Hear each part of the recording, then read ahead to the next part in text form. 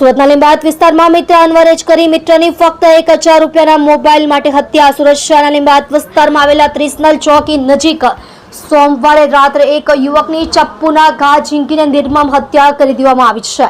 મૃતકની ઓળખ નુરાની મસ્જિદ વિસ્તારના રહેવાસી 21 વર્ષીય અરબાઝ ઉર્ફે બિન્દ્રા રિયાઝ ખાન તરીકે થઈ છે। પ્રાથમિક તપાસમાં હત્યાનું કારણ માત્ર 1000માં ખરીદવામાં આવેલો એક મોબાઈલ ફોનને લઈને થયેલો સામાન્ય વિવાદ હોવાનું સામે આવ્યું છે। અનવર પાસેથી 1000માં એક મોબાઈલ ફોન ખરીદ્યો હતો। પોલીસ તપાસમાં બહાર આવ્યું છે કે અરબાઝે આરોપી અનવર પાસેથી 1000માં એક મોબાઈલ ફોન ખરીદ્યો હતો। જો કે અરબાઝ બાદમાં મોબાઈલના બદલામાં અનવર પાસેથી વધુ પૈસાની માંગણી કરવામાં લાગ્યો, જેને લઈને બંને વચ્ચે બોલાચાલી થઈ હતી। આ વિવાદ એટલો ઉગ્ર બન્યો કે અનવરે પોતાના અન્ય 2 સાથીદારો સાથે મળી અરબાઝ પર ચપ્પુ વડે હુમલો કર્યો અને તેની હત્યા કરી નાખી। સુરત શહેરના લીંબાયત પોલીસ સ્ટેશન વિસ્તારમાં ત્રિસનાલ ચોકી છે। આ ત્રિસનાલ ચોકી પાસે આજે એક હત્યાનો બનાવ બન્યો હતો।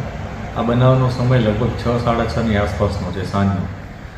ઘટનામાં એવું હતું કે એક વ્યક્તિ જેનું નામ અરબાઝ ઉર્ફે બાંદ્રા ખાન કરીને છે, એને મોબાઈલની પૈસા બાબતે એક વ્યક્તિ સાથે ઝઘડો થયો હતો, જેમાં જે આરોપી છે, સસ્પેક્ટ છે અત્યારે, એનું નામ છે મોહમ્મદ અનવર શેખ। એ અને એના 2 પુત્રો આ બધાએ આવી અને ત્યાં એના સાથે મારામારી કરી અને એના ઉપર ચપ્પુ ઉલાવી દીધું હતું, જેને કારણે એનો જે ભોગ બનનાર છે એનું હોસ્પિટલમાં જતાં મૃત્યુ થયું હતું।